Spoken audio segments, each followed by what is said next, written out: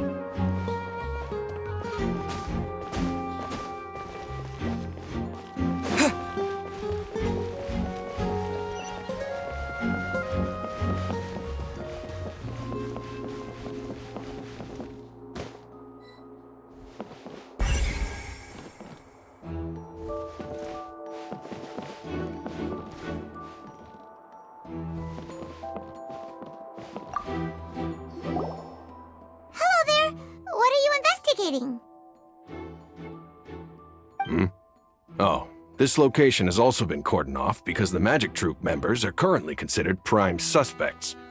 The investigation team is still collecting evidence. The seats were all booked in advance, so we were able to deduce the missing woman's identity by checking the guest list. Sure, it's not like this is confidential information. We will publish it later anyway when we petition the public to help us find the missing person. Her name is Halsey. She's a painter from Fontaine who's made a bit of a name for herself. Apparently, she wasn't a regular at the Opera House, but she'd been feeling some pressure with her work lately, which made her decide to come see the magic show. The Magic Troupe members all claim not to know her. We have looked into her social connections. It seems that she has no personal grievances or conflicts of interest with the suspects. Simply put, she wasn't related to the Magic Troupe at all, which matches the features of the previous serial disappearances. Were the victims of previous cases also chosen at random?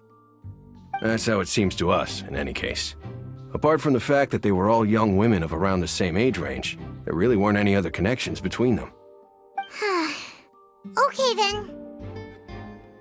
No need to be so formal. If you do happen to see the missing girl, please be sure to contact us. It is of utmost importance that we get to the bottom of these disappearances.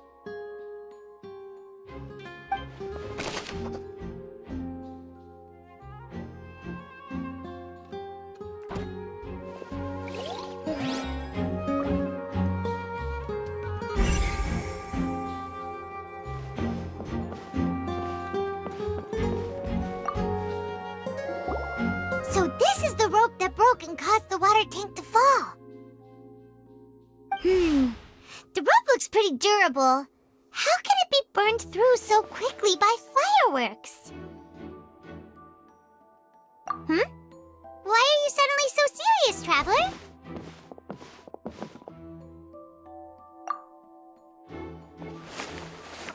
Whoa! Look! This bit is made from different material! Most of it was burned away, but there's still a little bit of it left.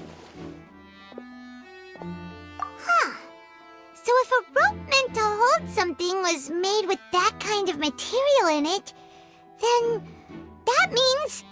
Wait, why don't you write all this down? Let's take notes.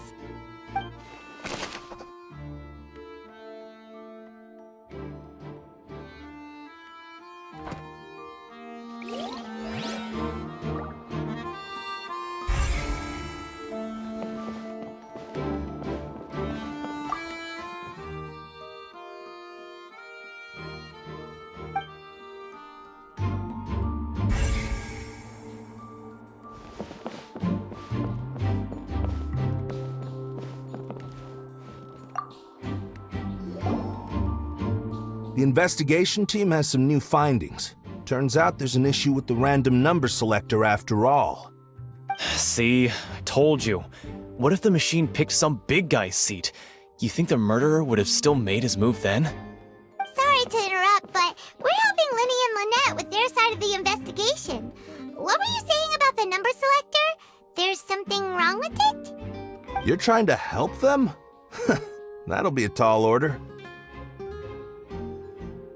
Lenny used the machine to pick a random member of the audience during his performance, right? The lucky girl that later disappeared. Well, we thought there might be a serious problem with the machine, so we had it taken away for further inspection. It turns out that the seat number it picked wasn't random at all. The machine picks that same number every time. I'm sure you already know that you have to make a reservation in advance to get a seat, regardless of whether it's a trial or some performance. In other words, Lenny knew who would be sitting where from the very beginning. That much checks out. Lenny reserved our seats for us, too. Bet you see why I was saying it'd be tough to make a case for Lenny. Even though it's bad for Lenny's case, Paimon had better write it down.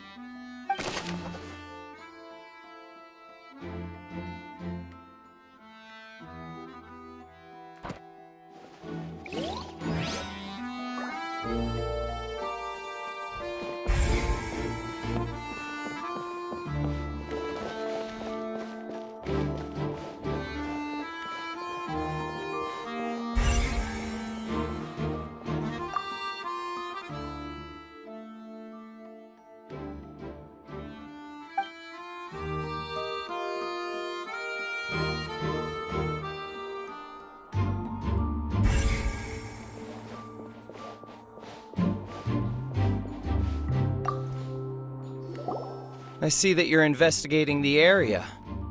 Well, it just so happens that I'm interested too. If you find any new and interesting leads, be sure to share them with me, all right? We don't have too many thoughts yet. Then why don't I tell you my hypothesis first? The way I see it. And I'll start it with that loud thud. The thud? Oh, you mean the sound that happened during the countdown? Yes, exactly. It wasn't terribly loud, but I suspect that most people heard it. It's just that everyone was awaiting the results of Lenny's trick with bated breath, so no one paid it much mind. But now that the incident has happened, the thud has become an important clue. That makes sense. So, what do you make of it?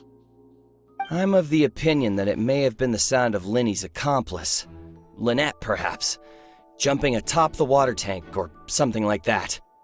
And when the pyrotechnics went off, she cut the rope, sending the water tank crashing down. But wasn't the noise we heard too loud for that? Perhaps the balance wasn't right, leading to a particularly rough landing. Oh, that's true. I suppose I must reconsider. That does remind Paimon, though. What was with that sound?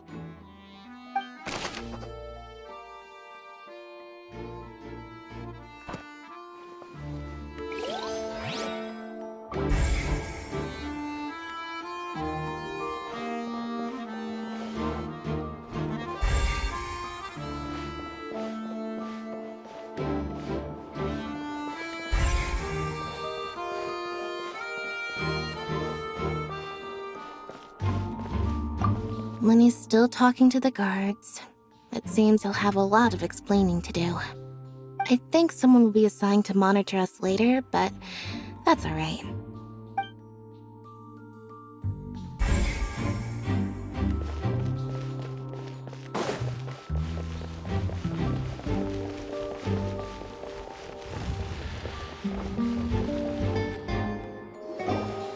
Hey, you! Yes, both of you! Over here! I've been keeping an eye on you for a while now. Huh? You mean us? That's right. If I'm not mistaken, you're also among those who wish to cut down the thorns and pursue the truth. No? And by the looks of it, you're not from Fontaine. Well, you're right on the more about that one, but who are you?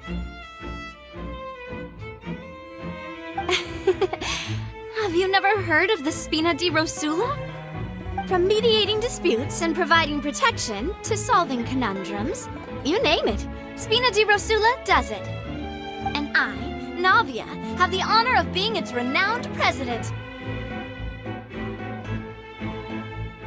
though those who play by our rules call me boss. I'm Silver, her attendant. Pleased to meet you. And I'm Melus. Demoiselle's various daily needs and affairs are under my purview. Huh? Boss? Demoiselle? What gives with the names? Well, I am the second generation president. Melus and the others are still used to my previous title. My apologies, Demoiselle. Should you prefer, boss, I will endeavor to use that instead. No, no need. You don't have to call me boss. Just Navia is fine. Okay, if you say so. Not that we're members of Spina di Rasula anyway. All merely trifling details. Never mind. Now, back to the situation at hand. That's right. I've always kept an eye on the serial disappearance cases. My interest stems from a matter back from my father's time. Judging from the look of things, I find Linny an unlikely mastermind. Really? We think so too! That's why we're looking for clues now. But how did you come to that conclusion? Intuition, naturally. My unparalleled intuition. Farina sure was quick to point the finger at Linny without any decisive evidence whatsoever, wasn't she? But that's not uncommon for her. If you remember, the Justice had to interrupt her and ask if she was pressing charges just to keep her from getting carried away. Anyway, a trial begins the moment someone levels charges. And, of course, there was no way Farina was going to back down in that situation. Sounds more like you just don't trust the Hydro Archon. Well, what's your opinion?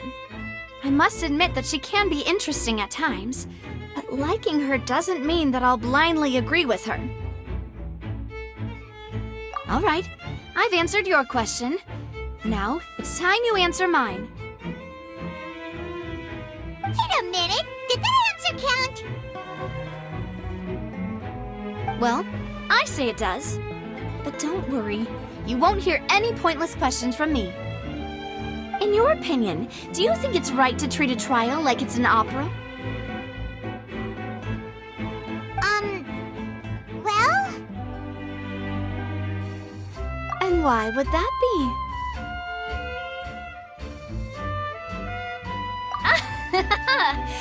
See, Silver and Melus? I told you they'd be different.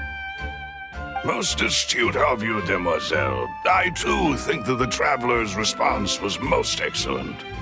No matter how wonderful the script or how fervent the audience's expectations may be, the trials that go on stage here must be based in fact. And if that can be done, boss, then... All right, that's quite enough, Melus. Anyway, I like your answer. You pass with flying colors. Now, I need to make some preparations, following which our joint investigation shall commence. You two shall be my assistants. Wait! Since when did we become assistants? Oh, well, I can be the assistant, sure. Or your companion, if you like. I'm really not that fussy. That's more like it. Far be it from me to brag, but I believe that Demoiselle's intuition will be instrumental in uncovering the truth. You wish to save a friend from false accusations, and we wish to unravel the disappearances. In this sense, our goals are aligned. You have a point. You're quite the talker, aren't you, mister? And what about you over there? What do you think? You seem like you've got something on your mind. I have nothing to add. Oh, alrighty then. We'll be making some preparations first. Just be sure to let us know if they start revealing Linny's tricks. Thanks!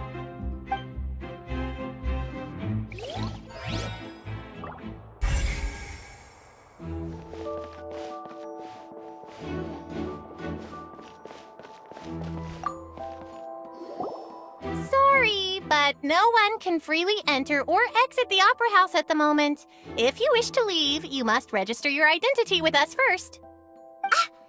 No, we're not leaving. We're representing Linny and Lynette as attorneys, so we're investigating the case. Were you always guarding this entrance? Yes, after the Chief Justice gave the order, everyone coming in or out must undergo a strict inspection. So, the missing girl couldn't have left from here. At least, not from that point on. I doubt there was much opportunity then, either. How can you be so sure, Well, because I was in charge of security near the entrance at that time. I couldn't see Linny's performance from here, which was quite a shame. Just my luck. But still, I did not abandon my post, and I stayed put no matter how loud the applause was. If someone had so much as even approached the door, I would have noticed it, let alone if they had tried to leave. We Melusines are good at that sort of thing, you know. So, it's safe to say the girl couldn't have left through here. Alright, thank you for your help. This'll be useful info.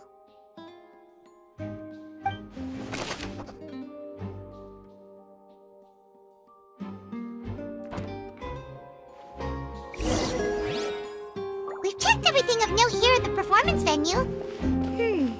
Paimon wonders how Linny's discussion with the guards is going. Let's go see, shall we? Understood. Then I will be going with you. Just so you're aware, I will be monitoring your actions and making notes as necessary. Very good. Thanks for being so agreeable. I'd pull a rose out of my hat as a gift for you if I could. You may spare the pleasantries. I'm just doing my job. You've arrived. Who's this? Me?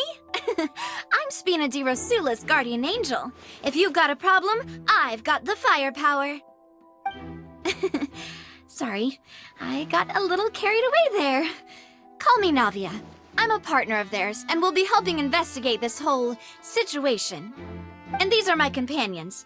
Would you mind if they join as well? Fine by me. Oh, new helpers? I would be most grateful. Well, let's just say we're tagging along. It's not every day you get to see the secrets behind magic performed on such a large scale. I appreciate your kind interest. Come with me. We'll be heading below stage.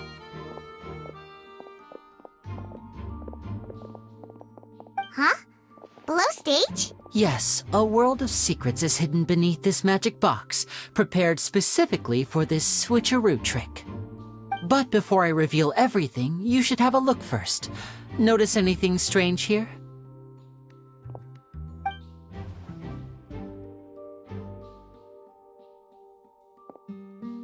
I'm not trying to be dramatic. Remembering the details of a trick will help you understand the methods used to perform it more easily.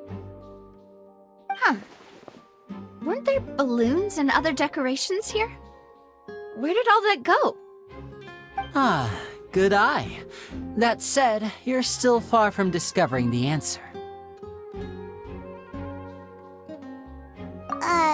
The back? You mean the inside of the door? What's different about it? Paimon didn't notice anything. Very good indeed. I thought you might not be able to catch that, given that you were sitting in the first row. The back of this door was patterned. Those patterns are now gone, replaced by a smooth wooden board. So, if you put 2 and 2 together, what do you get? Exactly. All right, let's go. I'll tell you how it works as we head down.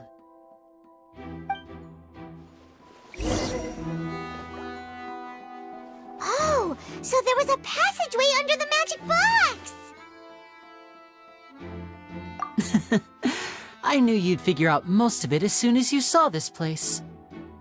The 2 magic boxes are positioned right above the 2 entrances of the tunnel. See this flatbed trolley? The box with the lucky audience member in it would be shuttled over to the other side using the trolley. This trolley can raise and lower and even rotate, ensuring that the box will face in the right direction. I see. So that's the purpose of the box inside another box. Precisely. The inner box would descend after the audience member was put inside and be moved along the trolley, all while the outer box would remain on stage as if nothing had ever changed. So that's how you did it! Once the box was lowered, the trolley would store some energy through this device here, with which it would complete the rest of the steps. The audience member would only be able to feel some slight movements in the dark, and by the time she walked out, she would already be back on stage. Right! You were talking that whole time, and you even came out for a moment near the end! Ah, yes. A phonograph operated by Lynette was used to achieve that effect. My assistant and I had already scripted our conversation beforehand. When the countdown began, I had already gone to the opposite box via a tunnel using that ladder. And what about Lynette? Where was she? I was in the mezzanine space in the back of the box. Oh, interesting! That's how we were able to coordinate Linny's lines with the assistant. And, by the way, I was the one who walked out of the box at the end. I mean, we are twins. All it takes is a change of clothes and no one can tell who's who. And that's my favorite part of this trick. Only Lynette and I can perform it. So that's how it all worked! Wow, every detail you revealed was more amazing than the last! Lynette would briefly walk out of the box and then go back in, jumping into the tunnel and escaping before the box on the trolley could finish ascending. And then I walk out of the other box in the audience area, and the trick would be complete. The operative word here being would. But as you saw, Cal was in the box, not our audience member. She, on the other hand, mysteriously vanished. We really don't know how that happened. If not for that interlude, this would have been an astonishing trick. I probably never would have figured out how you pulled it off. And yet, to think that someone was able to use this magic trick to commit a crime. Could we have a look around? I think we can come up with some more leads. This is the scene of the crime, so Linny and Lynette are not permitted to stay here. I'll escort them back up. Yes, of course. No need to be so strict now. I won't disappear into thin air, you know. Thanks, everyone. We're counting on you.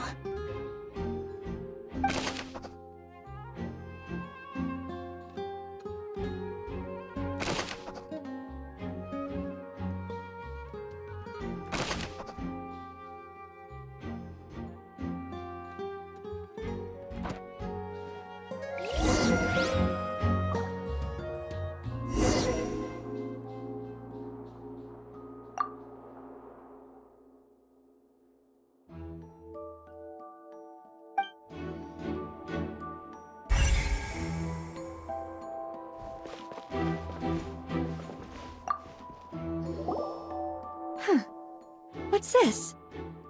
Looks like a hook tied to the end of a rope. Huh? There's all kinds of odds and ends here.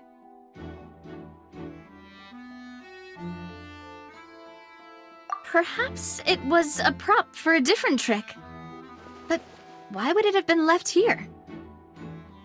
Whatever it is, let's make a note of it first.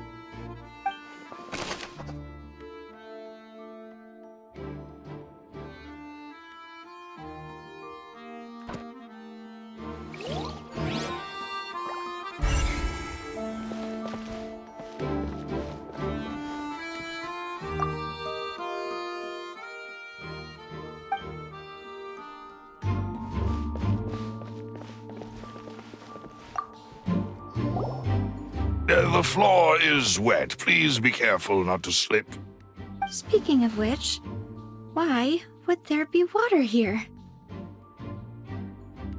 Oh, Paimon knows!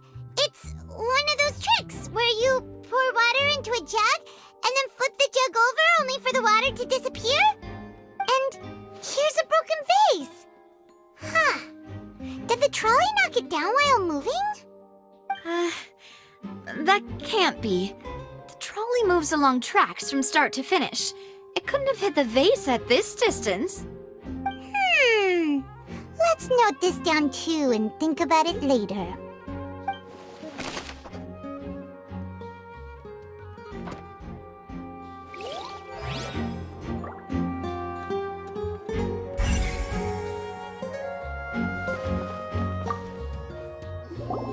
Oh, these are the clothes that the lady chosen from the audience was wearing, right? Her clothes are here, but she's nowhere to be found. Right. And do you really need to do that if you're kidnapping them? Ugh, this is so confusing. Paimon doesn't want to be a detective anymore.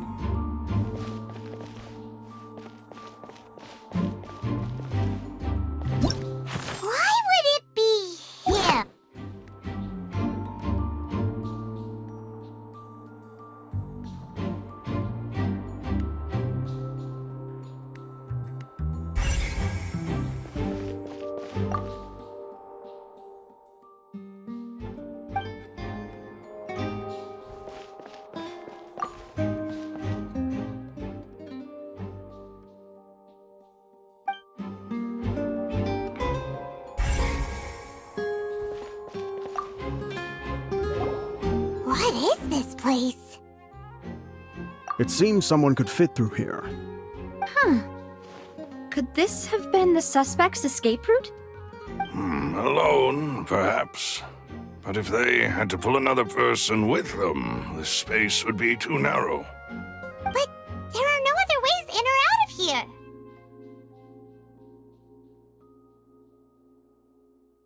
Oh, you're right! Let Paimon write that down.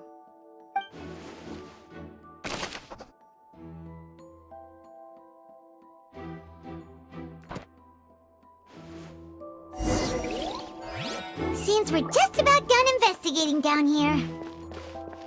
Yes. Let's head back up.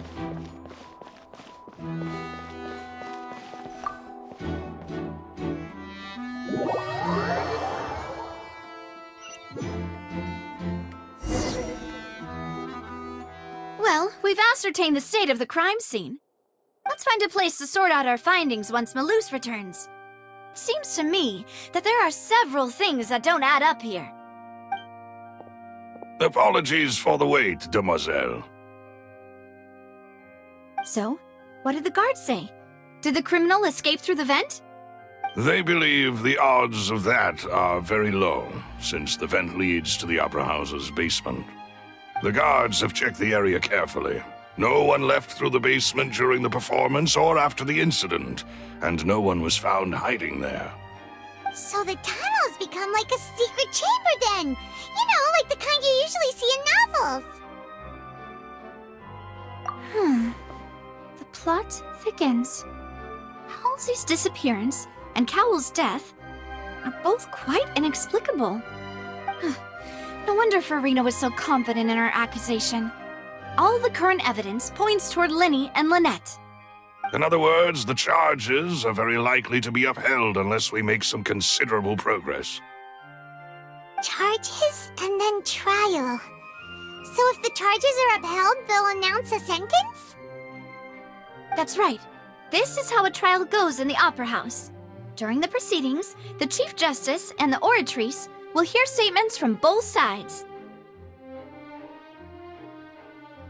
That's right. This is how indemnitium is produced. The statements from both sides, the defenses from attorneys, witness testimonies, and even the audience's emotions will all be projected on the oratrice. To put it simply, it's as if the oratrice has its own will, and is a judge in its own right. This also precludes any kind of favoritism on the part of the Chief Justice. Not that this has ever happened anyway. Once both sides have finished speaking, the Chief Justice will make his final decision. This, too, will be used by the oratrice as a reference. Then, finally, the oratrice will be consulted by officials. The result it returns is the will of justice itself. Huh? So that machine is the one that actually decides? Paimon thought Noirceur called the shots. In practice, there is very little difference. Both have always come to the same judgment, which is why people have great faith in the Chief Justice. Ah, yes, the guards also asked me to convey that none of us will be allowed to leave this place before the trial. Huh? Why? Because we've chosen to act as the twins' proxies. That makes us persons related to the case. They're concerned that we might be colluding with outside parties, or that we might find outside help to disrupt the case. And even if that were not so, it could prove problematic if we happen to spread key information about the case ahead of time. I'm ready to break out at any time. Whoa! There's no need for that! Paimon thinks they have a point. That said, are they providing food? Of course. I just hope you don't mind the lack of options. I'm afraid that catering to all tastes is not in the cards, nor is any guarantee of balanced nutrition. In that case, let's just sort out our findings together here. Pity. I was hoping to take you to try some of Fontaine's famous desserts, too. I mean, what better way to properly think through our findings than over some tea and sweets? Huh. Breaking out suddenly doesn't seem like such a bad idea after all. Just kidding! Paimon will still do her best, even if there are no snacks. What do you mean, no snacks? Of course we'll have snacks. If we cannot buy some, then we'll simply make some. Huh? Here? But how? Understood, Demoiselle. Everyone, please come with me.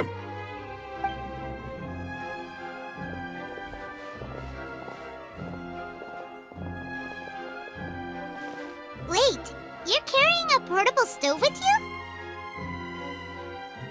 Yes, I must be prepared to meet the Demoiselle's baking needs whenever the fancy strikes her. I have eggs, sugar, and almonds at the ready. Good work, you two. Then I'll get to it. Please sit tight for a moment. You'll get to taste my awesome snacks soon enough. These three are quite the interesting group.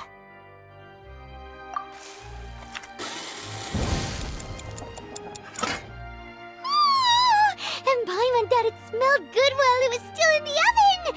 Oh, it's even better now. Paimon can't stop drooling. From the way you had these two guys carrying all that stuff around, Paimon thought you'd have them do more during the baking process. But you ended up doing the entire thing by yourself! Beating the egg whites, grinding almonds, everything! I was applauding. And I was giving encouraging smiles.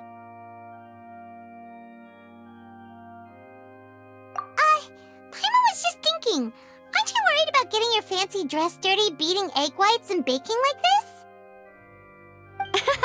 Well, I don't think it's carved in stone anywhere that fancy ladies can only read books, sip tea, ride horses, and play the piano.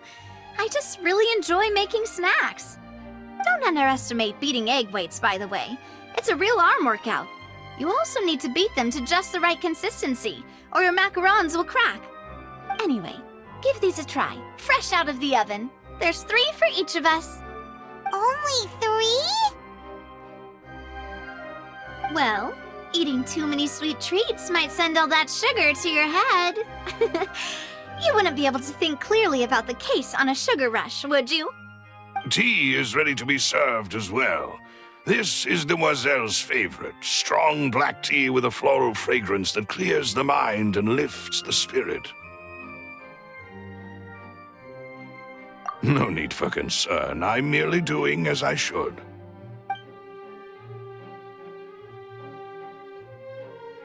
All right then. Down to business. As Paimon mentioned previously, the tunnel seems to be something of a secret chamber. However, we can assume that Linny and Lynette were not alone within it. Some criminal also occupied its sealed confines. The magician twins could have committed the crimes, of course, but they lack any logical motive. Exactly! Why would they do such a thing right when everyone was watching? The flower vase and the thud we heard during the performance could indicate some altercation between Halsey and the criminal in the tunnel, resulting in the shattering of the vase, the discarding of her clothes, and her abduction. Perhaps the criminal thought that since she was chosen from the crowd, she would be too easy to identify if she was still wearing the same clothes. Paimon thinks that makes sense, but the real trouble is... True. None of the clues we found thus far support the existence of this third person. But the only people left to consider are both technically victims, whether it's the missing girl, Halsey, or poor Cowl. Huh. Could Halsey have secretly made modifications to the magic props in order to murder Cowl before making her escape? That's right. And even if she had tampered with the setup, she would need to understand the entire trick to pull it off. Nor does she have any motive. The guard said that she has never had any dealings with the magic troop's members. Were we not thorough enough in our search? From the sound of things, this is turning into an impossible case. Your macarons are amazing, though, Navia. They smell great! They're nice and crisp and super sweet! They are my specialty, after all. And I see you've already had 5 of them. What? 5? Oh, that can't be right. Paimon only counted 3, honest! Please don't worry about it. At my age, a few less sweets might actually be a good thing. No. Being greedy is one thing, but Paimon knows how to count. Besides, Paimon knows that if she ate too many, then others wouldn't have enough. Wait, even you don't believe Paimon? How could you? If Paimon ate those 2 extra macarons, then may they turn into stone in her stomach! All right, we get it. Well, I suppose one of us might have gotten too engrossed in our chat and eaten them by mistake. No big deal. Malus, set up the stove again if you would. Huh? What are you doing? Making sure everyone gets 3 macarons, of course. Exactly. We don't want to trouble you. As you wish, demoiselle. And I have the egg, sugar, and almonds. Well, this really is your hobby, huh?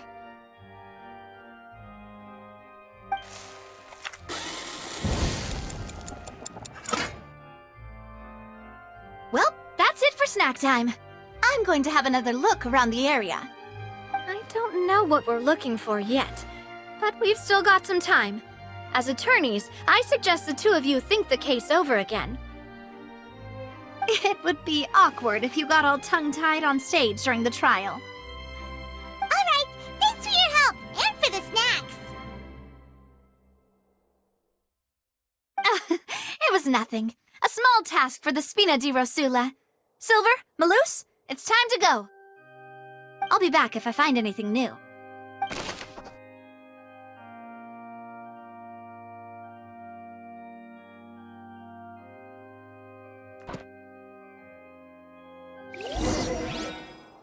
All Alright, it's time to put our heads together. We've gotta get our defense ready for the trial.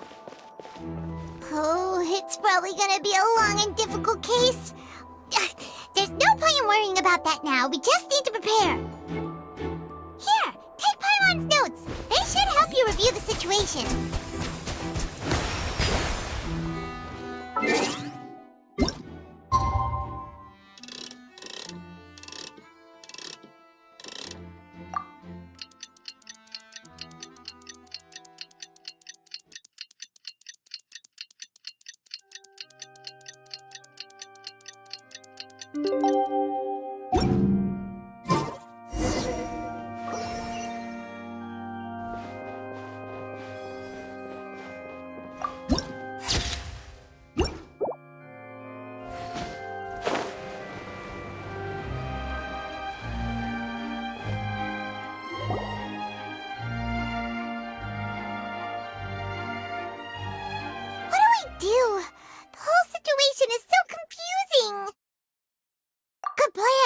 Impossible things don't just happen. We'll get to the truth one way or another. Just relax. Even if everyone else suspects Lenny and Lynette, at least we will be supporting them from the stands. Besides, I doubt Farina understands any more about what happened than we do. Thanks, Navia. Well, we'll be going then. Best of luck to you.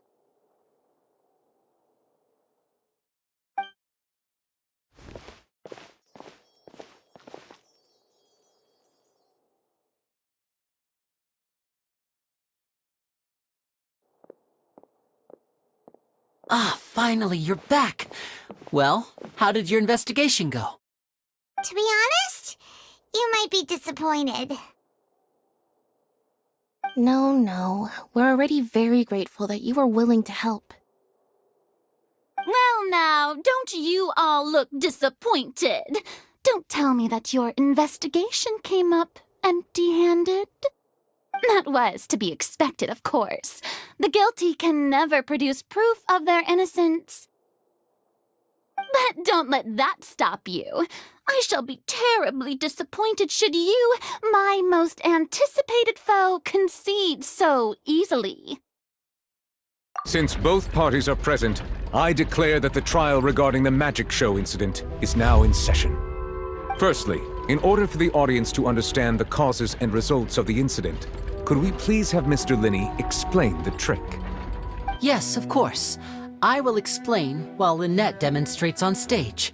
All the necessary items have been prepared.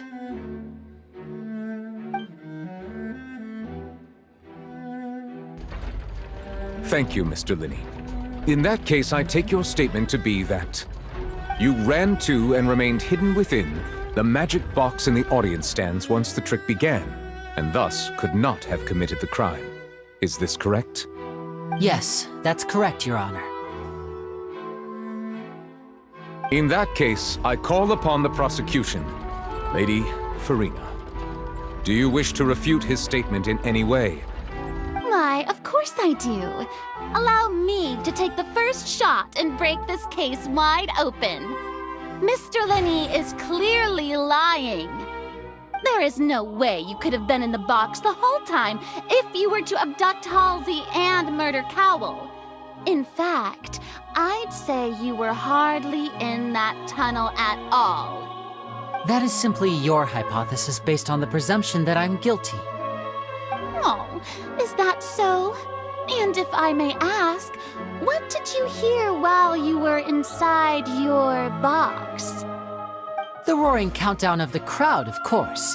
That's how I kept track of the time and built anticipation for the finale.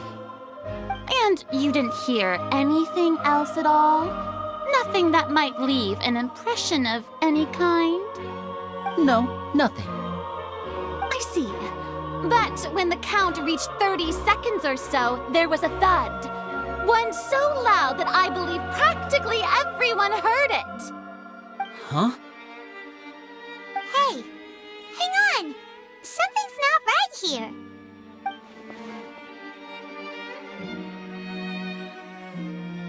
Yeah, I'm sure he could have heard a noise that loud from inside the box.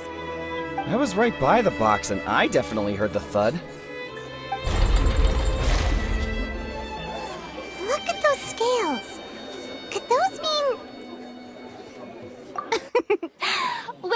Then, ladies and gentlemen, allow me to use the words of the magician himself. You never know what can happen in the blink of an eye. Indeed, it seems his alibi can also collapse in the blink of an eye. Of course, I have armed myself to do far more than smash your alibi. Confidence cannot go unfounded, and my foundations are rock solid. Tell me, aren't you and Lynette actually from the House of the Hearth? The House of the Hearth?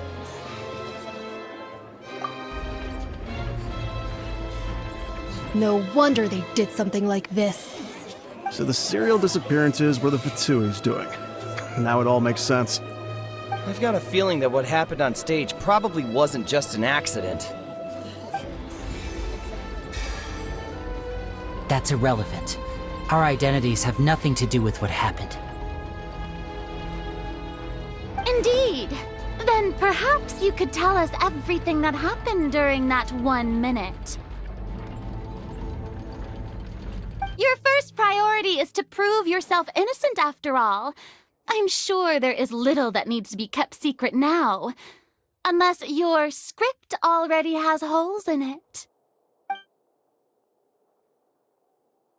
The Outlander is speechless. My, oh my, don't they look flabbergasted? Now comes the infighting and discord, I suppose. This was almost too easy. Good thing I made all those preparations. Seems the all-nighter I pulled last night is really paying off. Hey, Linny! Why didn't you tell us this before?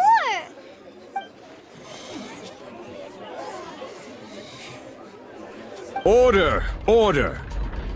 Mr. Linney, allow me to re-establish the facts. Lady Farina has raised 2 points. First, when the thud was heard in the Opera House, you were neither in the box nor the tunnel. Second, you and Ms. Lynette are both members of the House of the Hearth. Are these claims true?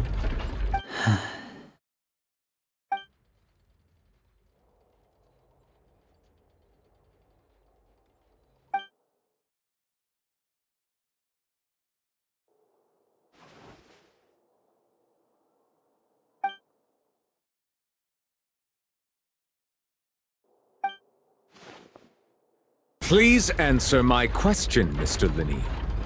I'm sorry. Yes, they're true, Your Honor.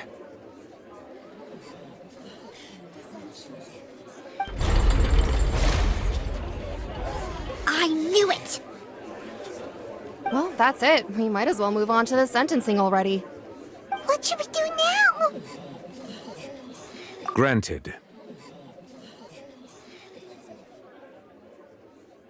In that case, what is your request? Is that really necessary? They're already as good as guilty. The defendant deceived their own attorneys. What is there left to discuss? Order! Order, I say! Your request is reasonable, and we shall adjourn. This trial will reconvene in 1 hour. So you would stick to Mr. Linney's defense even after knowing what you do now? You certainly have more professionalism than I thought. In that case, my dear audience, let's allow the joy of victory to steep for a little while longer.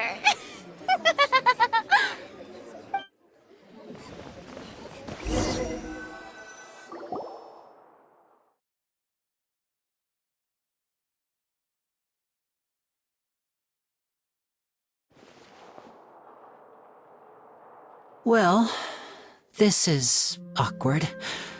I didn't think the Hydro Archon would dig all that up. I'm sorry, Traveler and Paimon. Yeah, sorry. Paimon doesn't know where to start. We trusted you two. We based our entire reasoning on the assumption that you weren't bad guys. Not to set the wrong tone or anything, but Paimon's really mad! I'm very sorry. I know you're angry, and reasonably so, but Please, let me explain. I know you've clashed with the Pt.1 several times before. I wouldn't be surprised if just hearing the word is enough to make you upset. But our organization is very, very large, and the Harbingers have very different personalities and goals. Right now, we want to save people. As many as we can. That's right. I'm sure we're on the same page when it comes to this nation and the disaster that its people might face. I knew if it weren't for our respective identities, we could become good friends. That's why I didn't wish to flat out lie to you, but chose to hide some details instead. The truth is very important, but being completely transparent about everything would see us spending more effort than we need to. Right. So, you be the judge. Heck, if I were you, I fear that I'd even struggle to trust me at this point. You met a Fatus who works as a magician, a trickster by trade. All by coincidence, too. But still, I'm asking you to trust me. I am no criminal. At least, not in this case. Sorry. Please forgive us. Well, you both say that, but... Right. Let's hear your answer first, and no lies now! Of course. I'll answer any question you ask. We've been trying to find out how the Oratrice operates. We want to know why it has a consciousness. Why can it deliver sentences accurately? During our investigations, we learned that the machine's core is beneath it. From that moment on, Lynette and I have been designing this box swap trick, with the objective of getting close to the core. Is that why you needed a whole minute? That's right. In truth, the audience would take about 75 seconds to count down from 60, while I would only need 15 to get to the opposite box.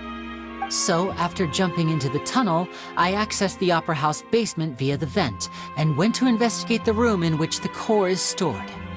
That air vent was created during the construction of the tunnel specifically to execute this step. Well, nothing. As soon as I reached that room and was about to investigate, I heard someone's voice. Which should have been impossible, of course. I was quite certain that I was the only one in the room. That voice seemed to recognize me and tried to speak to me. I chose to err on the side of caution and retreated the way I came. On the way back, I saw the broken vase and the clothes on the ground, but the countdown was almost finished, so there wasn't time to give it any thought. After that, the homicide occurred just as you saw. Well, that explains why you didn't hear the thud. Because of that prophecy I told you about, of course. We must know all we can about this nation's secrets in order to deal with that prophesized crisis. That's the only way we can save everyone. So, there you have it. The whole truth. I swear, I didn't hide anything from you this time. It was never my wish to proceed under this cloud of mistrust either. But like I said earlier, you can be the judge. If you want to leave because you don't trust the Pt.1, there's nothing I can do to stop you. Well, Traveler, you decide. Paimon will follow your lead however you choose.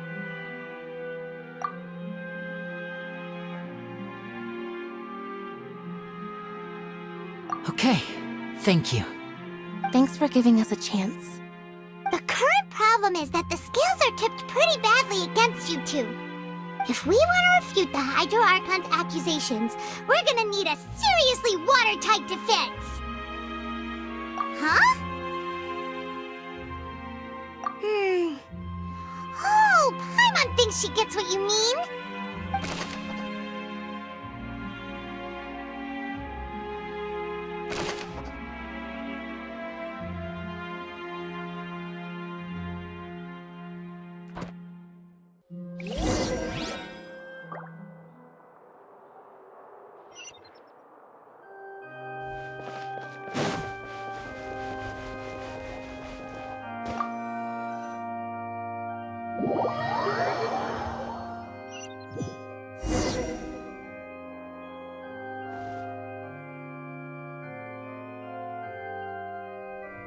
Both parties have returned to their positions.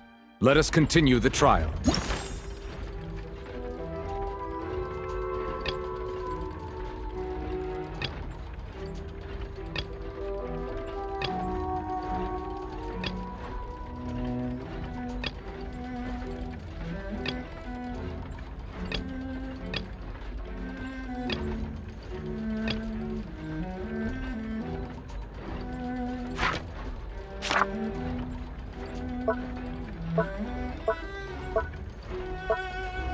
When last we left off, Mr. Linney acknowledged the new evidence presented by Lady Farina as fact. Therefore, Lady Farina may continue stating her reconstruction of the events. That took long enough. Now then, if everyone would lend me their attention. At this stage, let's revisit that scene from Linney's perspective.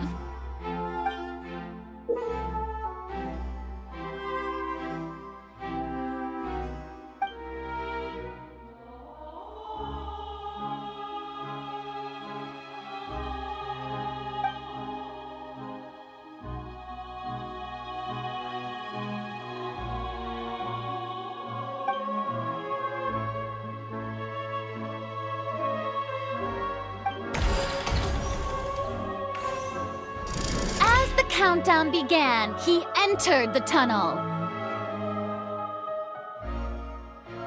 When the flatbed trolley passed, he opened the box and got into an altercation with Halsey, which caused the loud thud. He did not realize that this sound could be heard by everyone in the opera house, which is why he claimed earlier that he could not hear the sound. Finally, he used the vase to knock her out, before making her change clothes to prevent others from recognizing her.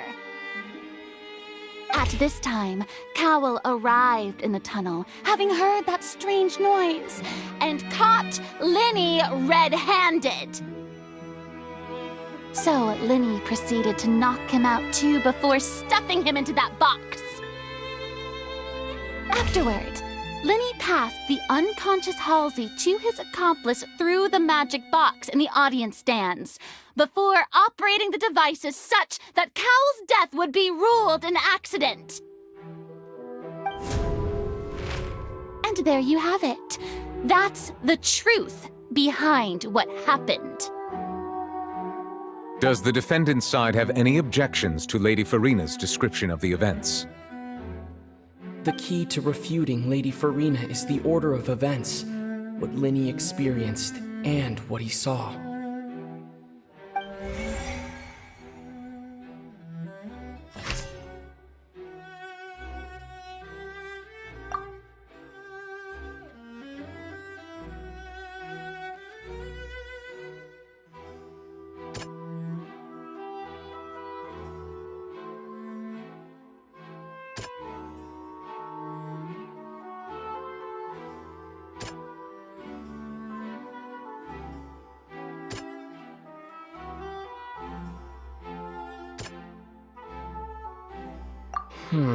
Seems this won't produce a particularly effective rebuttal. Seems this won't produce a particularly effective rebuttal.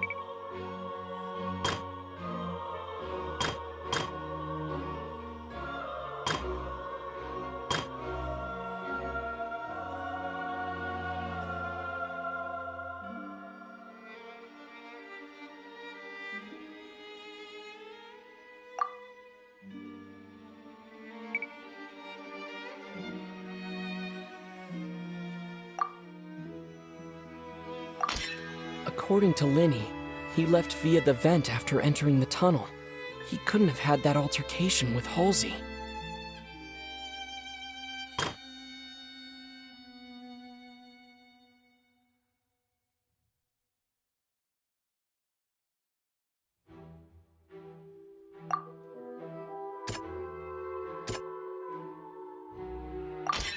Linny went to the room that contains the Oratrice's core. This is the actual truth.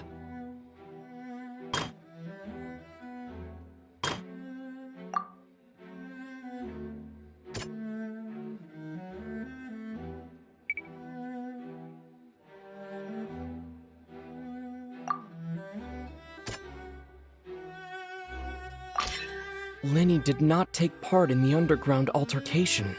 He only witnessed traces of the aftermath. Attention! Ace Detective Paimon has something to say! When the countdown started, Linny did indeed go into the tunnel. But he immediately used a vent to access the Opera House basement, which is where the underground core of the Oratrice is stored. Once he reached that area, he heard a voice in what should have been an empty room.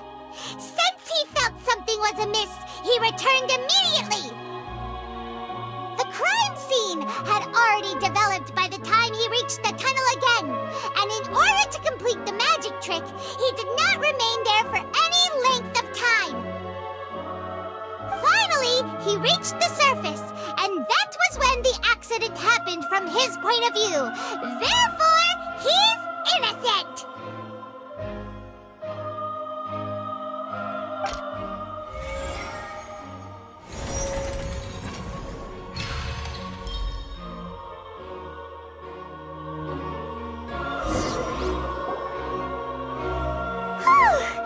Paimon did it!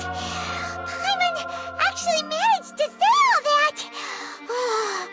Wasn't it awesome? In other words, you believe that he knew nothing of the incident? That's right! My reasoning?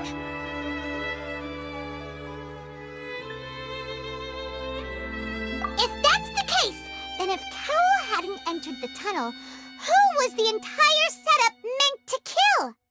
Assuming that what you say is true, Linny only needed to kidnap the young girl to cause a new disappearance case. What would the point of killing someone on stage be? Oh, they have a point. That's right, you tell him! And that's why they're partners of mine. They've managed to turn things around. Oh, well, your denial is very strident, I'll give you that. But what proof do you have to back your claims? Of course I do. If he had been in the magic box the whole time, how could he have not heard that sound? Why do you ask? You're saying that he wasn't?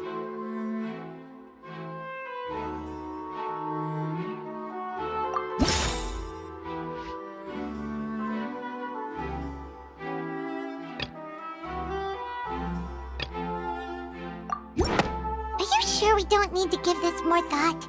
Paimon thinks there's something off here.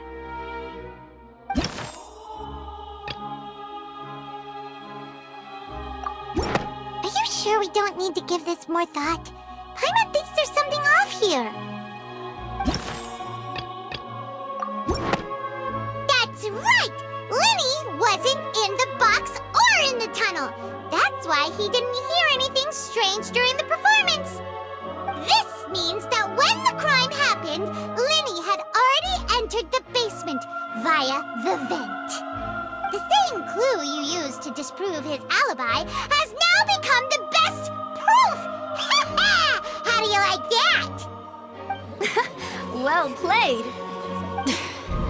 To think you'd use such logic. Well then, if it wasn't Linny who committed the crimes, then who was it?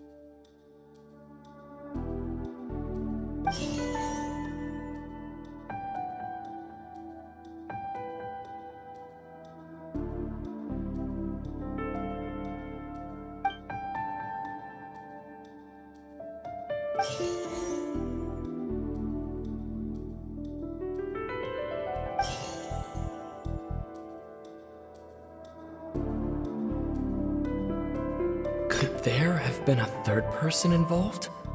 Is that really a possibility?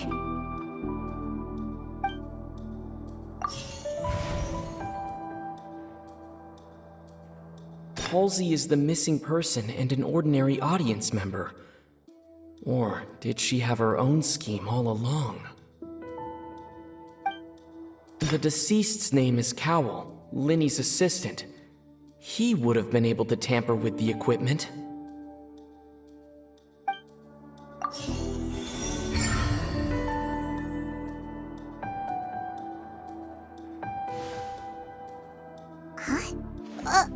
That can't be right. Are you serious? The killer was, in fact, Cowell, the deceased! Oh, is that so? How interesting! Let's hear your reasoning then. What I must do next is recreate the truth. What Cowell did, and how he went from would-be perpetrator to victim.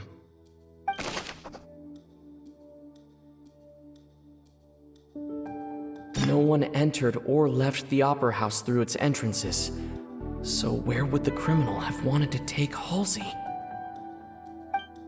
The deceased's name is Cowell, Linny's assistant. He would have been able to tamper with the equipment. Halsey's clothing was in the tunnel, so there must have been some fear that she would attract attention. The sound we heard may have come from a clash between the missing Halsey and the criminal. Linny was not in the tunnel at that moment, which gave our criminal ample time. It would have been tough for both people to fit into that vent. They would likely have bumped into Linny as well. Linny was not in the tunnel at that moment. The deceased's name is Cowell, Halsey's clothing was in the tunnel, so there must have been some fear that she would attract attention. No one entered or left the Opera House through its entrances. The sound we heard may have come from a clash.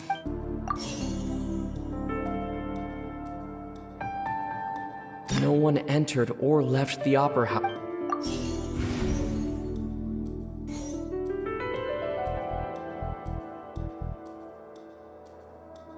The sound we heard may have come from a clash. The deceased's name is Cowell. The sound we heard may have come from... It would have been tough for both people to...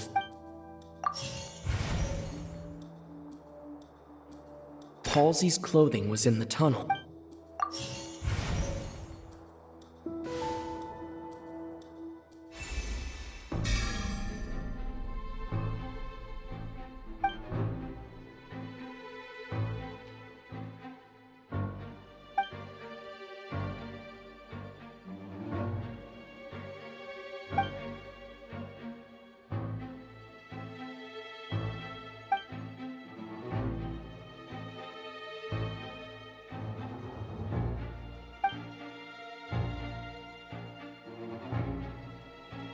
What's wrong, Traveler? Are you still having trouble figuring things out? I see how it is. So this was all just a bluff. And here I thought you had something to show for it. But it seems you're still far from the truth. Look, since we're at a dead end, why not consider a different track? Just like the trick as it transpired, the end result must have been utterly different from the magician's initial design.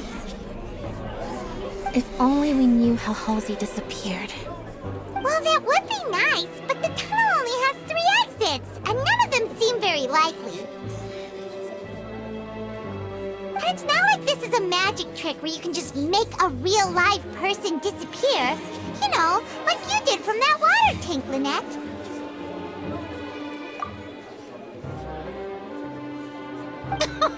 Excuse my interruption, dear opponents, but do you not see that the crowd is growing impatient? There is no greater sin in this opera house than an awkward delay in the performance.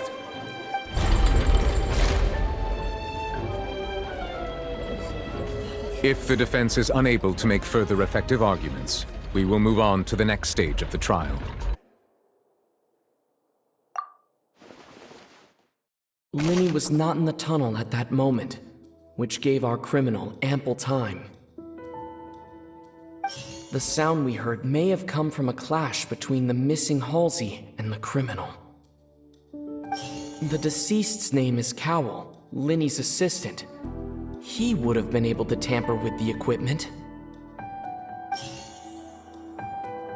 The vase was not broken by chance. It was used to cover important evidence. The water.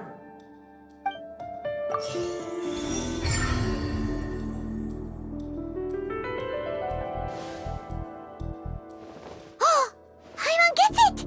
It all comes together if Halsey disappeared instead of being kidnapped. Lynette escaped from the water tank, vanishing gradually and leaving only clothes behind.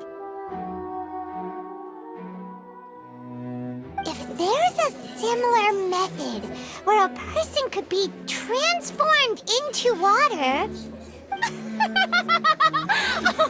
Just a moment, please. I do hope you know how preposterous you sound at the moment.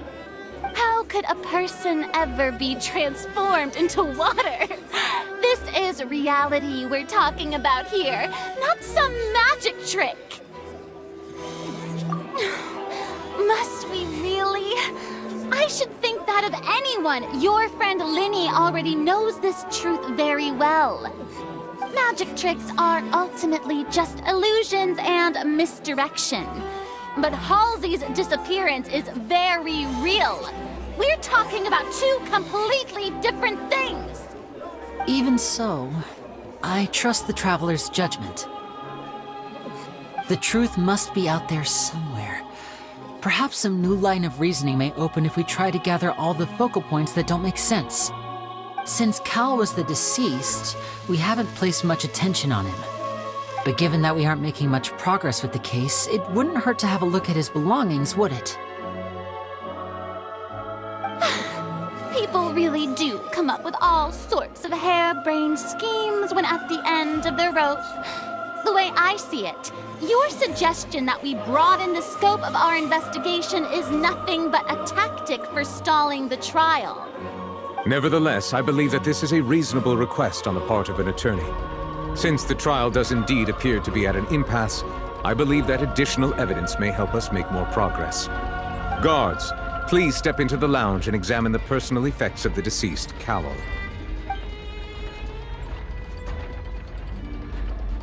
We are still examining the items, but we have already made critical progress that we feel must be shared with everyone post-haste. We discovered several test tubes of fluid within Cowell's baggage, each labeled separately.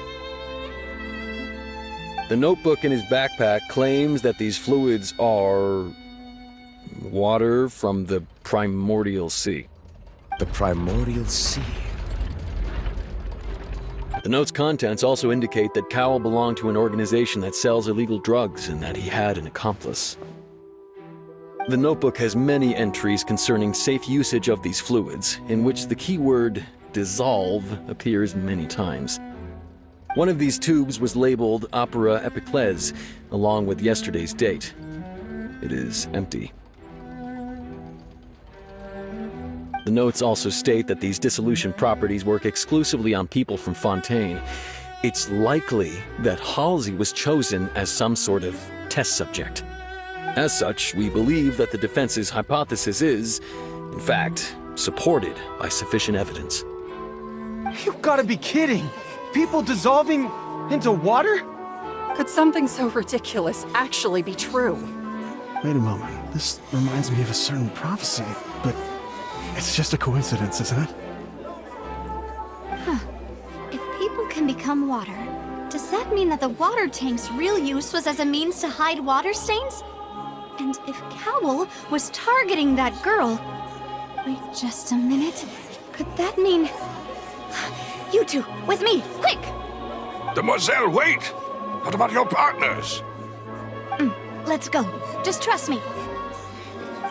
Order! Order!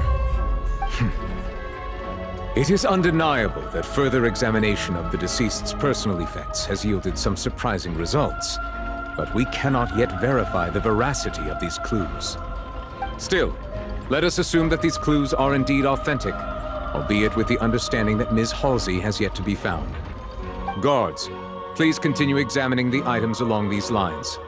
Mr. Linney, it appears your hypothesis is supported by the evidence, so please continue speaking. Of course. Thank you, Your Honor.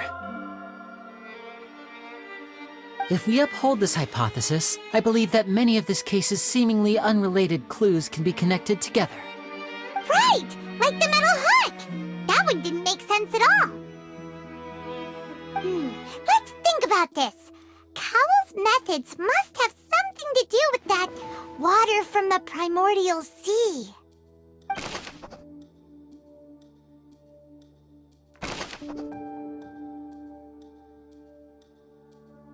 The deceased's name is Cowell.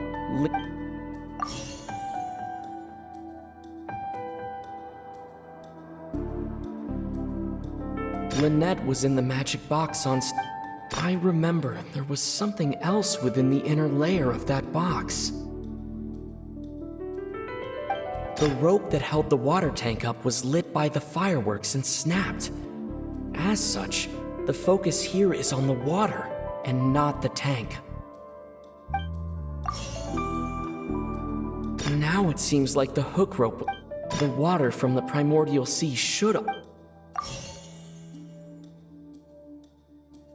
Now it seems like the hook rope was not meant for another magic trick, but was instead some form of triggering mechanism.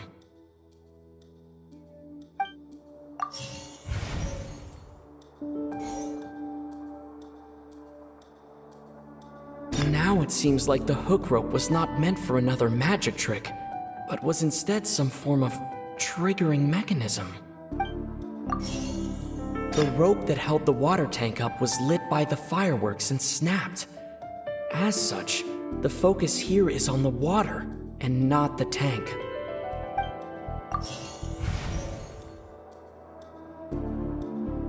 I remember there was something else within the inner layer of that box.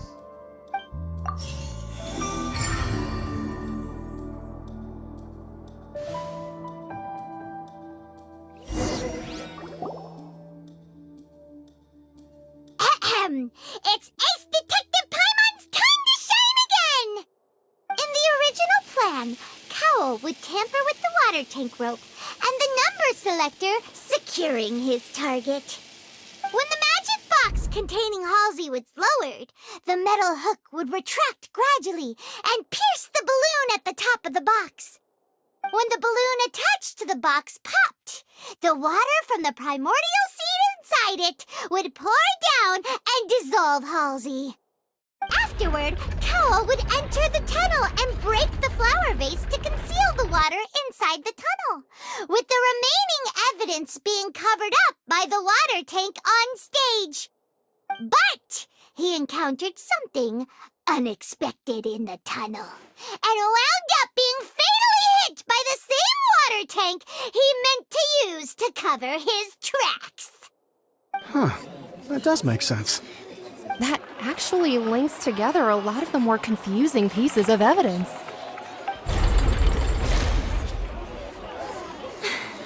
Oh dear, what do I do?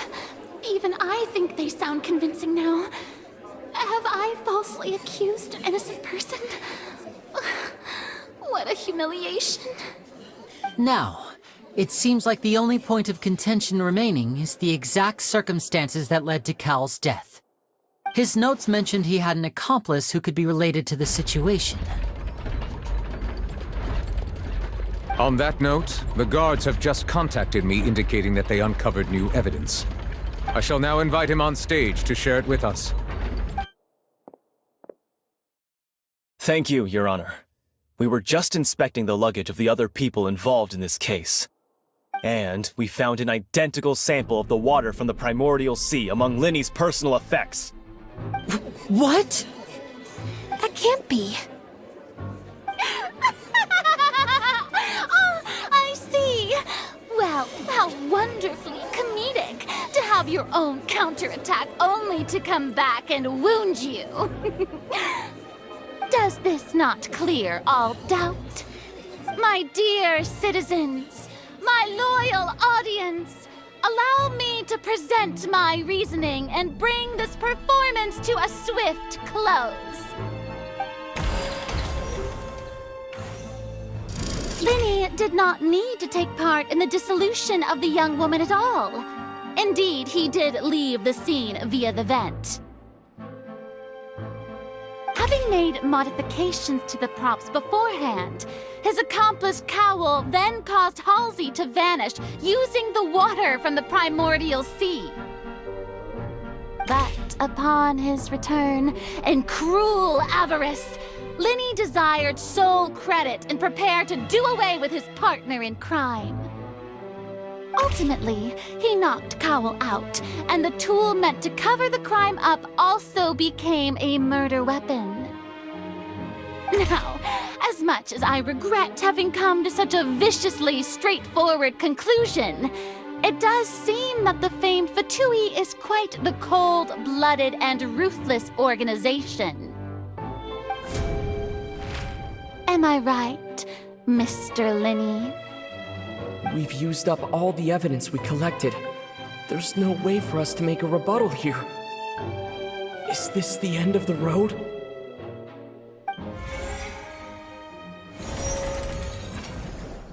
Oh no! Paimon can't think of anything either.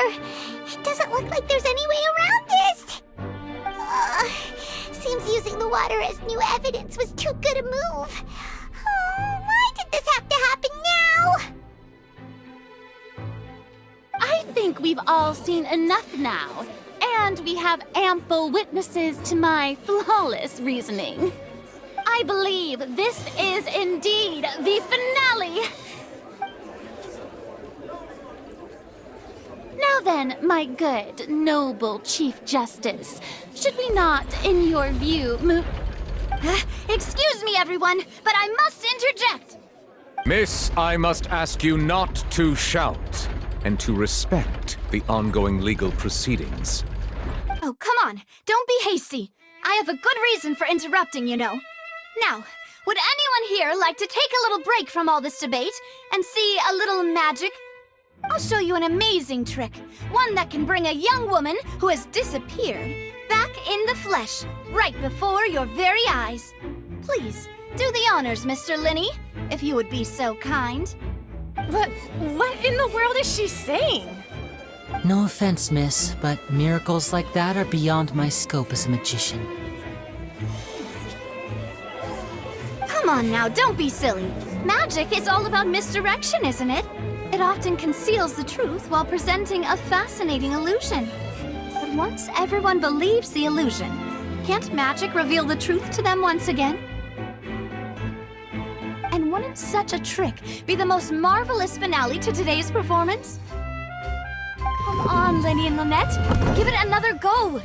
Don't worry, Spina di Rasula has made the necessary arrangements on your behalf. But as the magic makers and stars of the show, I think I should leave the final performance to you. I understand.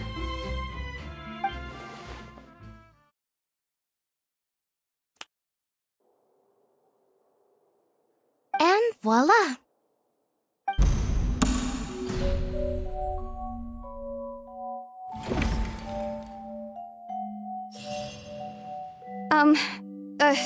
Sorry for the interruption. Wait, isn't that Halsey? So the whole thing about people dissolving wasn't true after all? To be clear, I'm only here because this person told me that if I testified, the merit of doing so would lessen my sentence. I was hiding outside this room listening to the proceedings because I was afraid that I would be the one put on trial. I was just feeling happy that no one had noticed me, and then before I knew it, she caught me. That'll teach you to underestimate us three. Where should I begin? I'm sorry. I'm the one who killed Cowl. I admit it. What? Why? For Firstly, my name isn't Halsey. It's Lillian, and I'm originally from Mondstadt. I heard that Linny's show was gonna be a real thriller, but I missed the chance to buy a ticket, so I stole one. That's how I make a living. I steal stuff here and there. And I'd never been caught before. But I was noticed at the harbor a few days ago, and I barely got away. Linny was the one who caught me in the act. Hey, no wonder you look familiar. So you were the thief! Linny even mentioned that you were pretty skilled. Well, and I thought that would have been the end of it, but then the number selector chose me. He even mentioned the Fortress of Meripede. That's a prison, isn't it? So you can imagine how shocked I was. I thought he was onto me for sure. So I played along with the show while looking for an opening to flee. But then I got water poured on me for no reason, and then someone jumped into the tunnel to nab me. I wasn't going to take that lying down, so I knocked him out and stuffed him into the box. There was nowhere to run from there, though, so I had to change my clothes and hide in a box containing performance costumes. I slipped out after the first guard arrived at the scene and continued hiding inside the opera house. Can a person even hide in there? But I swear I didn't know that the water tank would fall down. Really, I swear it. Had I known that, I wouldn't have put him in the magic box. I may be a thief, but I'm no killer. Well, that makes everything pretty clear now, doesn't it? This time, we need to tell the entire story from Lily-Ann's perspective.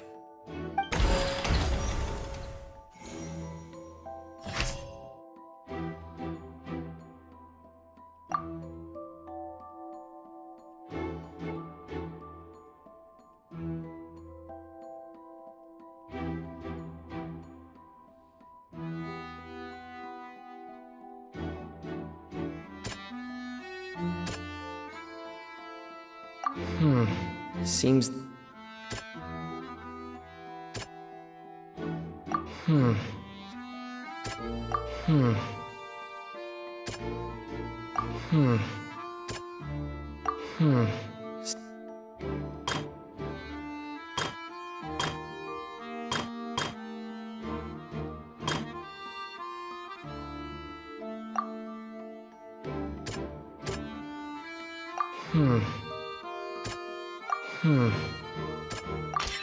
Lily-Ann was afraid that she would be recognized if she left, so she changed clothes and hid, biding her time. Just what one might expect of an experienced thief.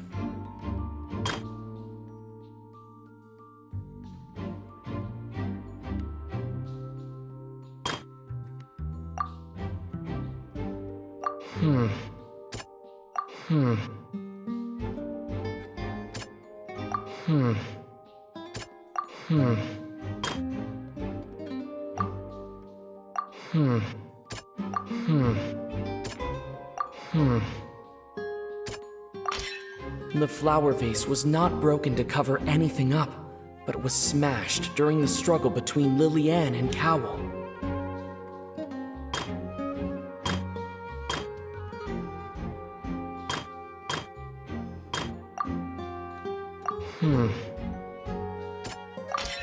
The strange sound wasn't from a fight. It was Lily-Ann's attempt to break out when she was frightened. And it's Ace Detective Paimon time! Having been selected out of the blue, Lily-Ann panicked. Her panic only intensified after she entered the tunnel and had water poured on her head. So she kicked the door open, producing the thud we all heard. Hearing the commotion, Cowell leapt into the tunnel, only to discover that Lily-Ann had not dissolved. He did not know that Lily-Ann was not from Fontaine, but was a thief who made her way in by stealing a ticket. Mistakenly believing that the water from the primordial sea needed time to take effect, he tried to force Lily-Ann back into the box. The two broke the flower vase during the struggle, but Lily-Ann came out on top, knocking Cowell out and putting him in the box. With no way of escaping, she changed her clothes and hid in the costume trunk until